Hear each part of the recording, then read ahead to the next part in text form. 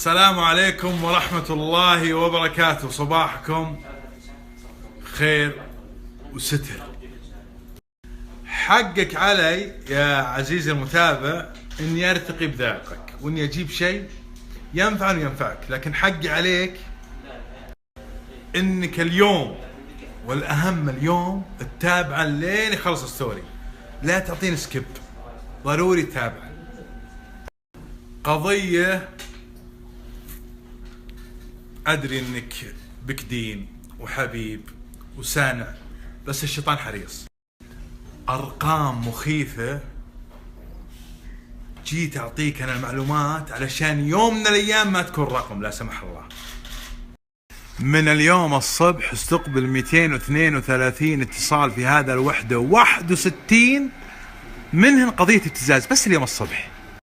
كل هذول الشباب قاعدين يستقبلون الاتصالات. وش السالفة؟ بعطيكم السالفة دقيقة.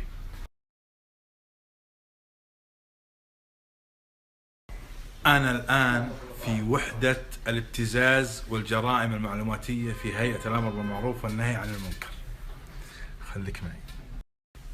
سواء بنت، سواء شاب، سواء رجل كبير بالسن، كلهم تعرضوا لابتزاز. بعطيك 3 طرق هي الأكثر ممكن تتعرض للابتزاز. في الدول العربية مجاورة حاط مكاتب وشركات تشتغل علينا، بنات فارهات بالجمال وارقامك وبياناتك من حسابك بتويتر او حسابك بانستغرام، تدخل عليك وتعلق على صورة، كلمة من هنا كلمة من هنا كلمة من هنا، تعارف.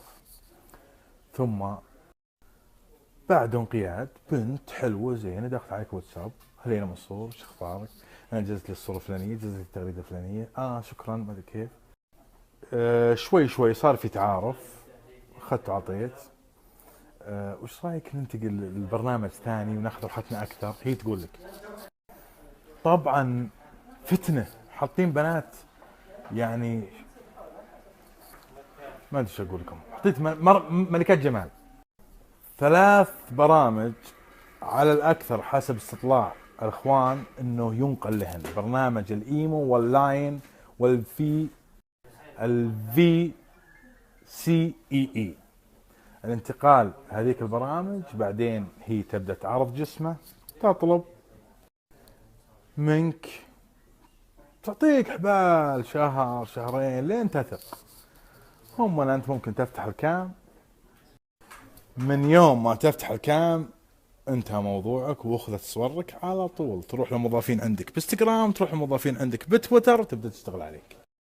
طبعا إذا خلصت هي خلاص تحولك لقسم ثاني اسمه قسم المحاسبة، اللي بياخذون منك مبالغ طائلة وصلت في أحد المبتزين هنا ل 100,000.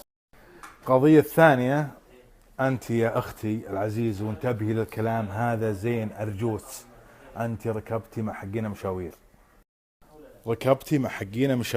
مطلع لك شاحن سلكين شاحن ورا، سامسونج وايفون، قال له يعني انه خدمات وكذا، تاخذين تشبكين الشاحن هو لابتوب وتحت الدرج، يضغط انتر كل بيانات تتحول للابتوب، وهذه احد طرق الابتزاز. نعم لا تثقين في اي شاحن مهبلك. سجلت حالات ابتزاز بهذه الطريقة. الاطفال يا ناس من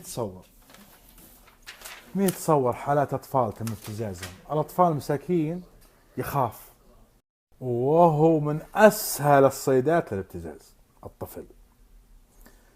لذلك انتبهوا لأطفالكم، وبعلمكم الطرق اللي يجون الأطفال. دائما ما تكون عن طريق الألعاب، ألعاب الأطفال، يرسلوا اللعبة، بعدين يرسلوا صورة، بعدين يرسلوا مقطع، بعدين تعال أنا وياك، بعدين ما أدري ويش، بعدين يبتز الطفل. حتى وصل بعض ابتزاز الأطفال إنه يامر الطفل إنه يصور أهله. سجلت هنا.